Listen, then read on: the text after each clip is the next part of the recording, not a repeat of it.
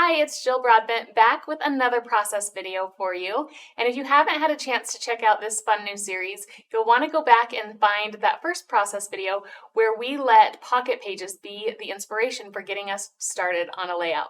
Today I'm going to use photos as my starting point, as the inspiration to decide the direction of the layout that I create. So let's take a look at the photos we have here. So if you have not had a chance to see Persnickety Box, then I highly recommend you check this out on the website or on the app. It is an awesome program where you can simply, every month you subscribe to a box and it comes to you in the mail like this, in this amazing keepsake box. And inside you have chosen the 30 pictures that you want printed for the month. So you on your phone are able to just swipe down into the box from your camera roll any of the prints that you want for the month. And each box comes with 30 prints. They're 4x4 in size, and you can choose if you want no border, so just a full bleed of photo, or if you want a white trim around them. So I love having the white trim because I could always cut it off, but then it just saves me a step of having to map my photos, which I almost always do on my scrapbook pages. And so I like to choose the white photo. So these are my 30 photos that I ordered in July. Okay, so I'm going to, and this is just how I get started. When I sit down to scrapbook, I grab some photos and look for some that jump out at me as something I want to scrapbook. I also know that today I'd like to do something to try and take me a new direction with a paper collection that we have called As You Grow. So it's kind of a baby collection, but I feel like it can work for outdoors. So from July, I'm sure I have some photos that would work for outdoors. Oh, we went to the Garth Brooks concert. See, when you get the box in the mail, you just get excited because you're like, oh, we did so many fun things. And I love just getting my photos printed and having them all the time. And having the box come every month is just the best. So I really like these. These are some fun outdoor moments that we had. So all of those were from one day, one experience. And then these are some fun outdoor ones from when we went to South Dakota, some Mount Rushmore photos. These are all Mount Rushmore. There's a lot. And then I have fun times in the studio when we had our convention for Close to My Heart. So there's a whole bunch of photos of us, which I love. But I really am kind of thinking I want to do outdoorsy photos. So I have the option of this fun little photo collection from Up the Canyon or these from South Dakota. And I feel like there's a lot of different directions. Because we went over the 4th of July, I might want to use these photos with a different paper collection and pull in a lot of those red, white, and blues that I feel like fit in those photos. But these feel like they have a lot of just nature happening in them. So we're going to let these photos be the photos we use, and we'll get started on our process. Okay, we are going to speed up the process so you can see all of this come together quickly. And I am starting by sorting out the papers that come in As You Grow. This is a fun collection from Close to My Heart that is designed to be baby. You can see with the sticker sheet, we have really made this paper baby friendly. But when I look at these papers, I see so many different possibilities. So I'm considering, how can I use this collection for my outdoor photos without going the baby route? So you can see it's designed to be boy on one side, girl on the other, and they are beautiful papers, but I'm trying to pull out whatever I think can work really well for these photos. I love this gray wood grain. It's such a beautiful paper, and I think it's going to play in really well. I'm pulling aside everything that might work. I even love a little bit of this shortbread, kind of a straw color. I think that might work. Again, this one I'm just kind of ruling out. This is a large paper pack too, so there's lots of different possibilities with this one. And so this way I'm comparing the different like floral papers, and I'm really leaning towards this harbor color with those sage leaves on top, the fern color. So pretty. And so these are the papers I'm kind of committing to. I know that these will work. And then I grabbed linen cardstock. It's a very soft, subtle gray, and I'm going to use that as my base. It still feels like a really soft color that I can use in so many different ways, but it's not as stark as white. So next I grabbed this die cut. This is a slimline card making die, and I am obsessed with all the cool things you can do with it on a card front, but I wanted to challenge myself to see if I could use it on a scrapbook page, because when you look at this die, you can see it almost works like a large frame piece. and I am just pulling it aside so I can start to consider, can I make that work? Can I use that die on a scrapbook page instead of a card front? So I'm leaning towards this Glacier cardstock. It's a really soft, warm blue. And so I'm cutting that down just so it's the size that I need it to be to cut those frames. And like I said, I just start by making myself some frames so that I can play with them and decide if they're even going to work on the page. So sometimes I'll do this. I'll just make myself a bunch of pieces, bits and pieces that I can play around with, and then just work what goes onto the page and what doesn't. No problem if something gets left behind. At least I've tried the creative process through to see what might work well for me. So I'm just taking the die cut machine and cutting 2 of that frame out of the Glacier cardstock. So that gives me one that I could play with on the left page and one that I could play with on the right. There's so many things you can do with this die, and I love even just the negative space that you get, just perfect squares that you could easily work into your design as well. So now I've got 2. They've got that nice stitching detail. So again, working that in as a frame is going to give my page a lot of personality, and I love that. So now we'll start the process. Got some pieces I know I want to play with. Got the bases of my layouts that I know I'm going to use in that linen cardstock. And then we'll just start working on a left page. So I've got the 2 bases. I'm trying to decide, if you aren't aware, Close to My Heart cardstock is 2-toned. And so there's a lighter side and a darker side. So I always look at each piece of cardstock and decide if I want that lighter shade or the darker. So now I'm looking at these photos that I pulled aside. I have 5 photos, but this will give me 6 photo openings. But we took these series of photos on that bridge. And so those, because we also have a lot of empty space, even on a 4x4 print, I'm able to fit those right in to the squares. And then on the second page, they wouldn't fit within the squares, plus I'd have an empty square. I looked at how I could add journaling in the third square, but the photos are larger, more close up. And so I'm thinking I can use the frame as a mat behind instead. So that's kind of what I'm doing there on the right page. But next I'm just cutting down the photos. They don't have to be perfect. They just need to make sure that they fit under that frame and that I can get all 3 of those fun photos on this little strip, which I think really pulls them all together. Again, because they all took place on the exact same spot, it's just a series of photos. Then fitting them all into those little squares feels really nice. So I'm putting the one that has all the kids in the center. It's the one that has more people in it, so I felt like balance-wise, that should be in the center. And then putting one of the parents and one of me and my friend Erin going off onto the right. So I love how this is working. Again, I've got 3 photos on this page, but it's just taking up a little bit of space, and it's really a focal point with all the die lines happening on that frame.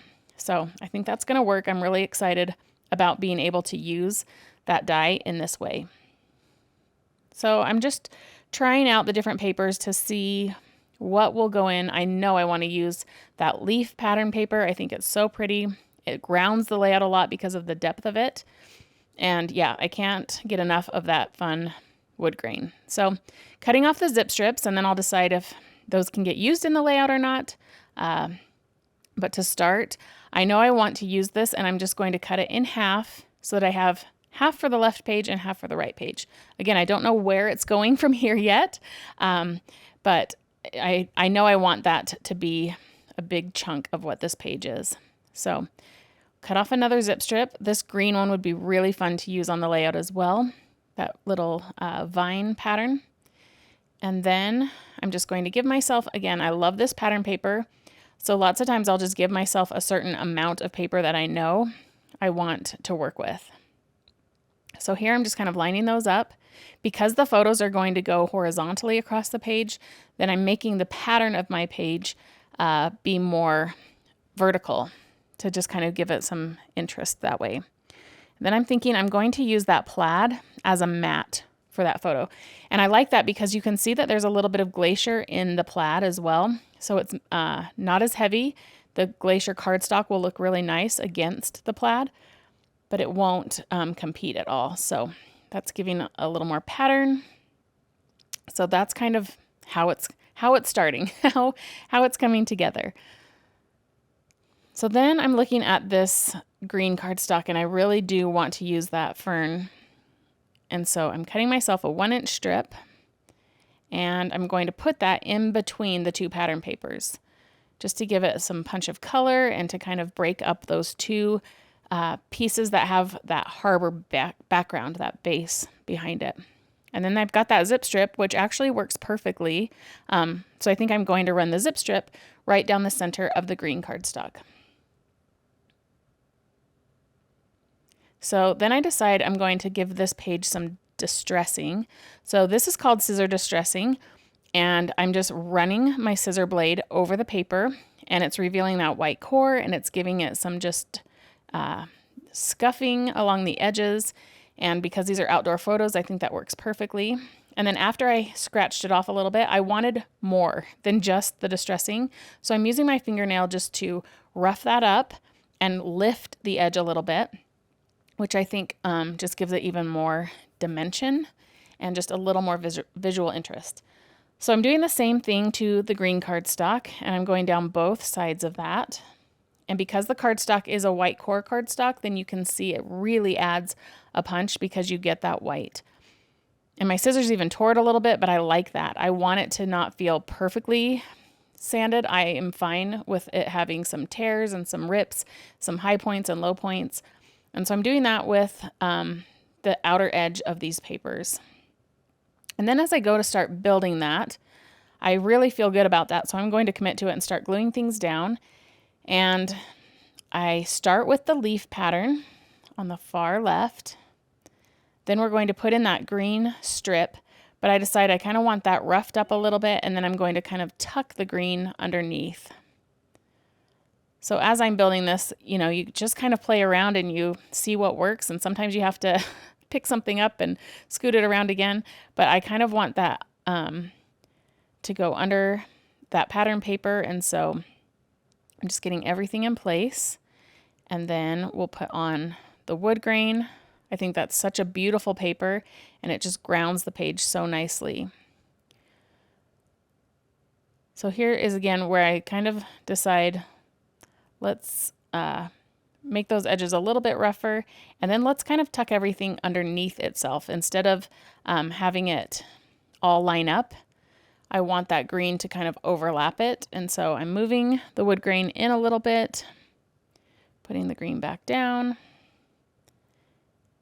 and kind of tucking it under the paper. So just paper messing, just figuring out what I like and what's making it all feel like it comes together. So then I'm going to add that zip strip down the center, which I really like. It gives it that subtle pop of the glacier cardstock and another fun pattern.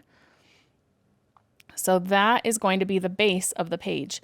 So now I'm going to work on how to build up the photo area, a spot for a title, and some embellishment. So next up is just figuring this piece out. And I decided it could use even a little bit more pop of color. And so I've got that beautiful harbor color. This is a new close to my heart color this year, and it is so gorgeous. It's the most perfect slate. It's grayish, but has a little blue to it. And it is just a gorgeous paper. I find that it almost works well with any color palette that you're working with. So a little bit of that just to mat that plaid paper on. And so the plaid I cut just a 1/2 inch larger than the slimline size, which is 3.5 by 8. So that piece then is just a 1/2 inch bigger than that all the way around. And I'm going to pop all the photos up with some foam tape. So I'll just add foam tape all the way across all the different photos and make that entire piece just pop right up. So it's going to add just a little bit more dimension to the page and bring that focus right to those 3 photos.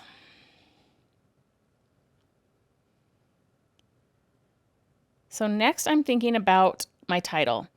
And like I started with, I have that linen as my cardstock base. So again, I feel like if I pull in white, it might just be a little too stark. So I'm going to work with some linen cardstock as well to do a title piece. And so I'm just kind of cutting it down.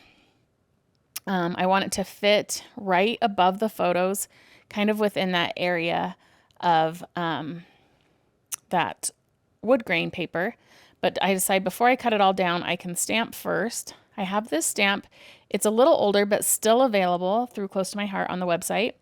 And it has this stamp that says nature. The fun thing about that title is it says it's in my nature, which is cool. But I'm just going to use the word nature because we were outside and we have all these awesome photos. And then I decided I'm going to grab an alphabet set that is also still available at Close to My Heart. And I am going to mix my title. So I'm starting with that beautiful harbor color. That'll pull in a deep color and also match that cardstock border that I created. And this nature title is so fun because it's got a lot of character to it. You'll be able to see when I stamp it, it's got wood letters and road map letters and some letters made out of trees. And so I'm just stamping that down. And you can see that's so fun. It gives a lot of personality to this page, which is kind of a more simple layout. And so I decided I'm going to go ahead and take another little stamp from that. There's this cute little trail. And so I love that little dashed line. And so I'm just going to stamp that right below my title, just trying to get it to hold still so you can pick it up with the block, which allows it to just line up just right. And then I went ahead and stamped that little trail mark, which I think is just a fun detail. There's so many things in that stamp set that I could have continued to use, but I kept it simple. And then I went ahead and grabbed the New England Ivy cardstock, or ink color. And then I am going to stamp my title, and I want the top of the title to say enjoying nature. This was just a fun day that we were able to spend with friends up the canyon. We made tinfoil dinners and just had a great time. And so I am just going to stamp the word enjoying. And so whenever I do an alphabet word, I always start with the middle of the word first, because then I can center that and then build it out on both sides. So that's a way to just make sure that when you're stamping kind of freehand with an entire word, that you get that lined up just right. So I started with the O, and then I'll just stamp each letter. And again, this is in New England Ivy ink, and so I'm getting just another color play in here. But both of these feel very nature-oriented, and they fit so well with the paper that we're using. And I love the mix of fonts here. I love being able to pull in an alphabet set and having so many different options and alphabets available so that I can really match it to the tone of what I'm scrapbooking. So you can see this one has a little bit of a line sketchy feeling to it, and so I really like that. It kind of feels like a wood grain. And all we need is our E, and then we've got our title created. So it comes together pretty quickly, but you can personalize your titles to your whatever you want it to be using a fun alphabet set. So now we're going to figure out how to place this on the page. And I'm just going to trim it off, and then we'll fit it into this space and let it overlap the wood a little bit. I just kind of play with placement and how I want that to work. So I decide it can overlap that green pattern just a little bit as well. And there's just a little too much at the top. But again, these don't have perfect measurements that, that I can provide like a pattern layout would, but it's just fun to kind of play around with and see, make it fit to what you're creating. So I didn't know what size I would need until I did the stamping, and then that helped pull it all together. So now I've got a big, nice, bold title, and I've decided here I still need to embellish it and figure that out, but that gave me what I needed to get started on a second page, or on the right-hand page. So I'm looking at what I've done so far on the left, and that's going to allow me to figure out what I want to do on this right-hand page. So again, I know I love that wood grain, and I want to keep using that throughout the page. Then I know I've got these two photos, and so I'm just debating how I want to layer up my papers on the right. I know these photos are going to run vertically, and I think, like I tried earlier, I think I'm going to use that frame as my mat to the photos instead of framing the actual photo. So I'm mimicking a lot of what I did on the left page to kind of keep some consistency to this. So I've got the plaid now running vertically because my photos are going to go vertical. And I've just cut myself another 1-inch strip of that New England ivy paper. And we'll get the second zip strip. This whole paper collection has 2 of each pattern papers. But the nice thing is I was able to use just 1 sheet of the plaid, the wood grain, and the leaf paper to make this 2-page spread. So I still have a full sheet of each of those papers that I can use on another project, which is awesome. So, all right, I'm just kind of creating myself some pieces, figuring out how I want that all to flow together. And so we're going to go ahead and start with the wood grain on the far right on this page. That's going to ground it on the right end. And we'll do the green. That one's going to get scissor distressed again. Just a quick and easy sanding. And sometimes I do it with my scissors shut, which will give you a softer sand or distress.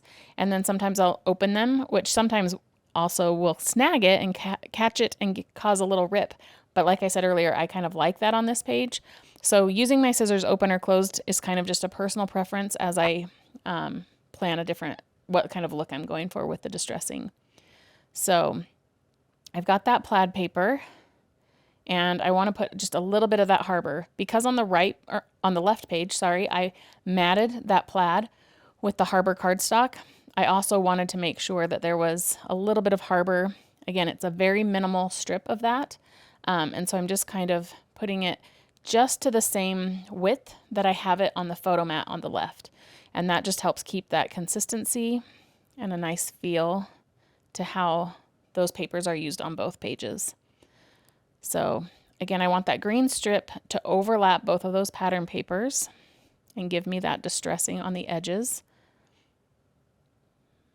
And then I'll use the zip strip again to keep that consistency on both pages. And I like how there's a lot of things happening the same on both pages, but then also a little bit of change in the positioning of what's running vertically and what's running horizontally. So I think that's really nice. So like I said, I play around with, should I mat these photos and just crop them way down and add like a stamped element in the window or some journaling in the window? I decide, as you can see, I'm kind of pointing to the right side of my page, and that's where I'm thinking, I know I want my journaling to fill the right side of the page over that wood grain.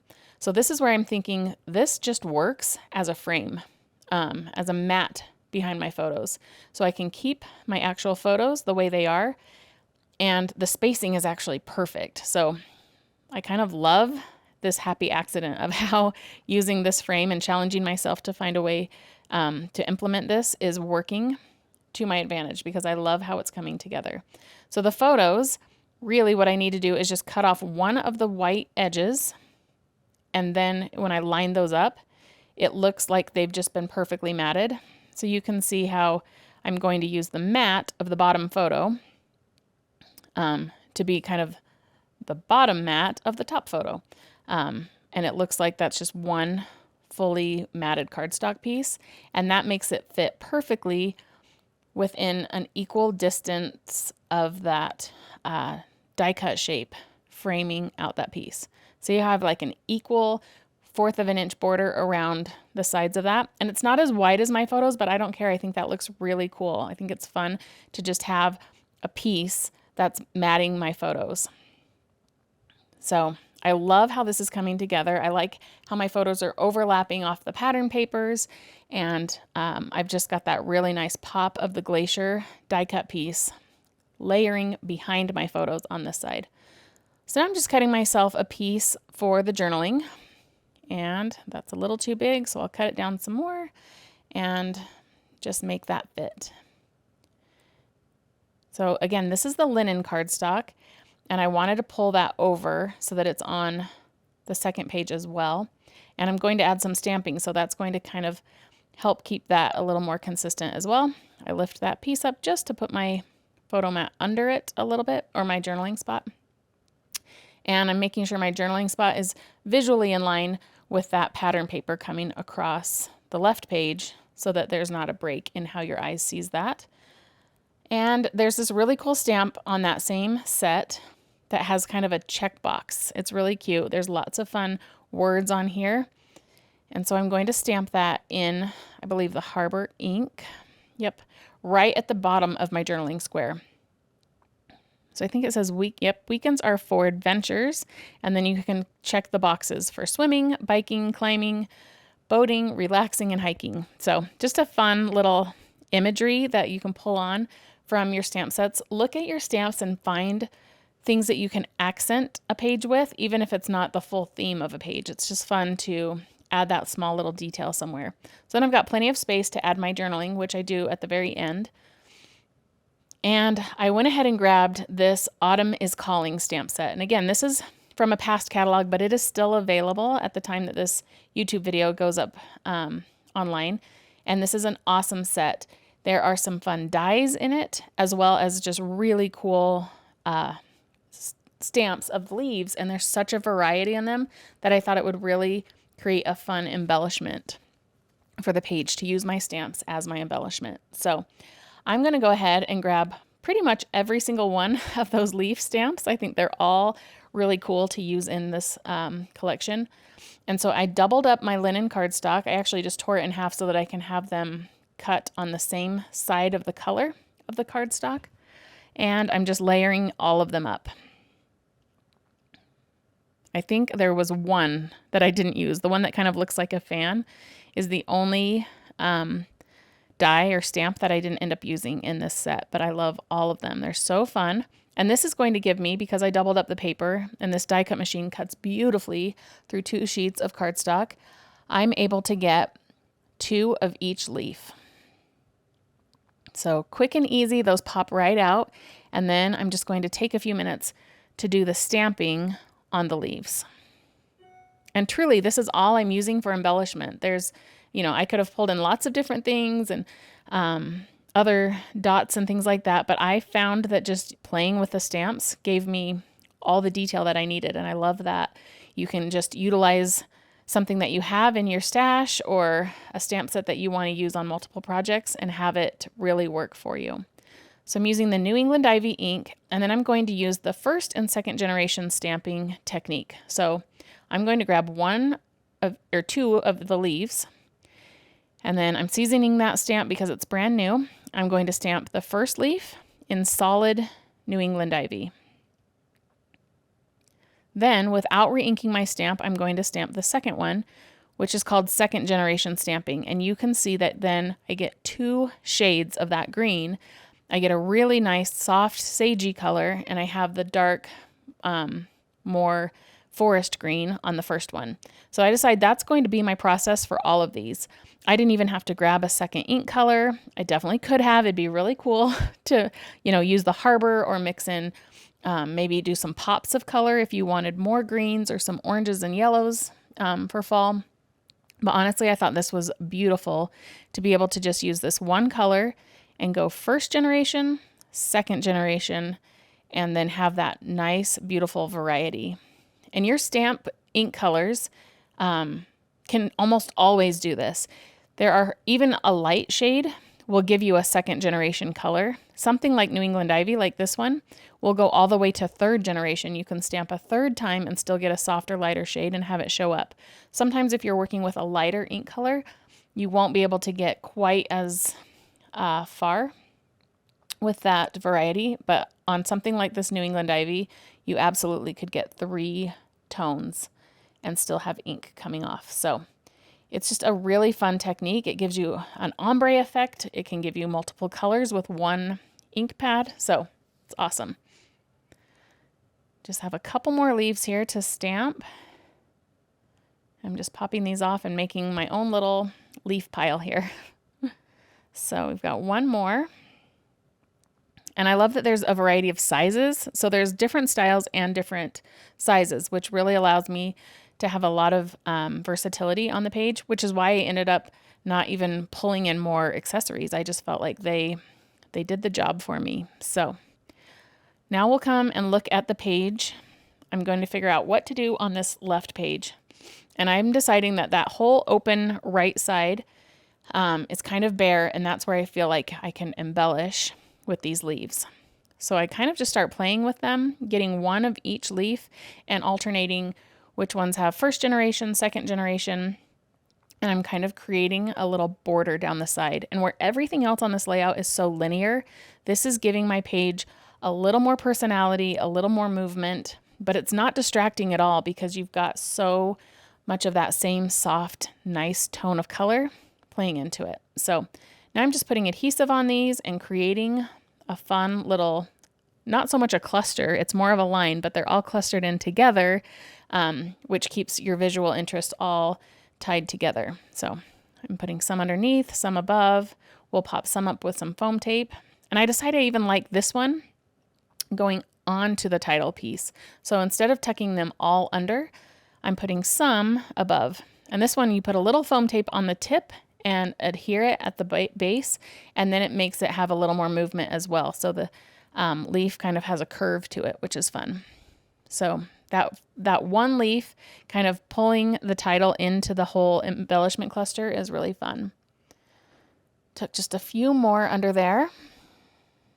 And I like this one again, doing the same thing, kind of coming up onto the page.